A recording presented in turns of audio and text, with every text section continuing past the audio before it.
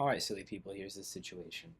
We're just going to be proving that for any vectors, alpha and beta, and a Hermitian operator t, um, that alpha, uh, the inner product of alpha with t beta is equivalent to the inner product of t alpha with beta.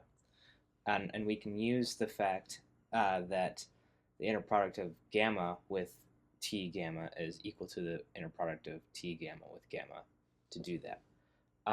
And Griffiths suggests that we define a vector gamma to represent all real vectors. So gamma is going to be alpha plus beta. Uh, if alpha and beta are all vectors, then alpha plus beta represents all real vectors. Probably. That's the way that I interpret it anyway.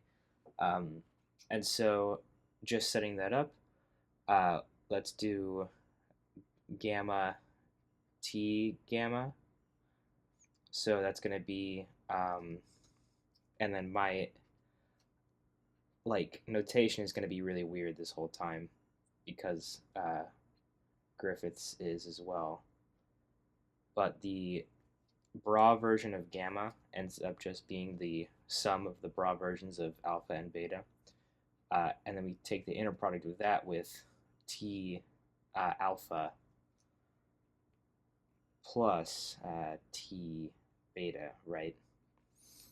And then you distribute the inner products. So you get alpha, either the inner product with alpha and t alpha, plus the inner product of alpha with t beta, plus the inner product of beta with t alpha, plus the inner product of beta with t beta, right? That's pretty cool stuff. Then doing the other side of the equation, the t alpha or the t gamma gamma inner product, you end up doing a similar sort of thing where now you're doing the inner product of t alpha, that's the whole vector, plus t beta, inner product that with just alpha plus beta, right? Plus beta. And so just distributing the inner products, you end up with t alpha, that should be a sharper bra, t alpha with alpha plus the inner product of t alpha with beta plus the inner product of t beta with alpha plus the inner product of t beta with beta. Now,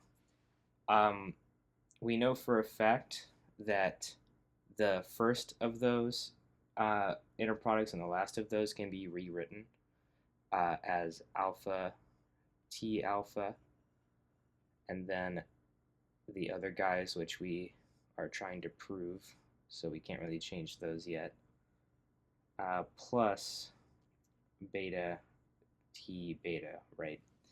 And then now we can use the fact that these two things should be equal, so we're going to take this final expression and set it equal to this final expression.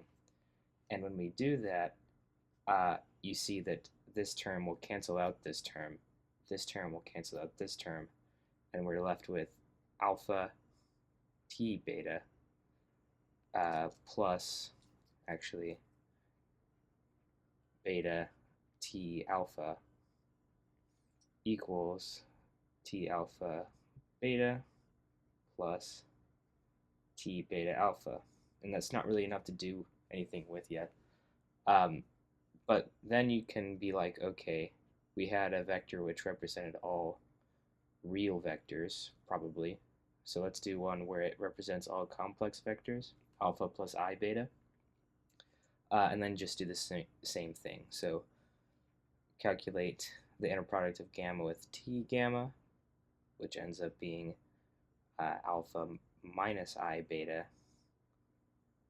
And I'm really terrible at this notation. And then it's going to be T alpha plus I T beta. And then distribute the inner product. So you get, I don't need parentheses anymore. It's alpha with T alpha plus I alpha with T beta minus I beta with T alpha and plus beta with T beta. Cool. Then again, do the inner product of T gamma with gamma now and get T alpha minus I T beta, inner product that with just alpha plus I beta, and then complete the distribution so we get a T alpha with alpha minus I T beta with alpha plus I T alpha with beta plus I squared, which is -1. So it's just plus T beta with beta. That should be everything. And again, you could do the same sort of trick where you put the operator in the ket on the either of the terms on the end, because that was our starting like axiom, I guess. Beta, T, beta. And then you set these two expressions equal to each other, and you see that this cancels out this again, and this cancels out this again. And now the final equation is I times alpha T beta minus I beta T alpha equals minus I T beta alpha plus I T alpha beta.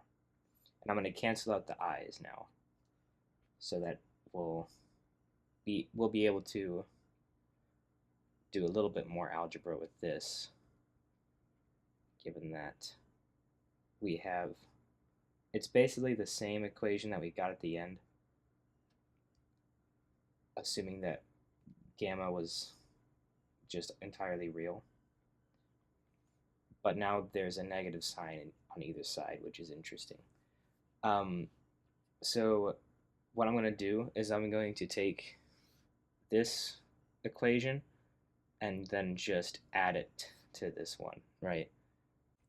The equations added together are going to be alpha T beta plus beta T alpha plus alpha T beta minus beta T alpha equals, and then it's going to be T alpha beta plus T beta alpha minus T beta alpha plus T alpha beta.